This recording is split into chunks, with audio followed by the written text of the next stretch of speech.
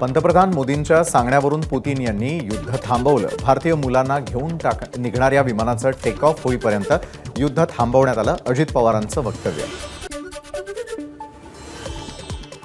कोल्हापूरचे पालकमंत्री हसन मुश्रीफ बँकेच्या सर्व संचालकांना घेऊन उद्यापासून स्पेन आणि इटलीच्या दौऱ्यावर।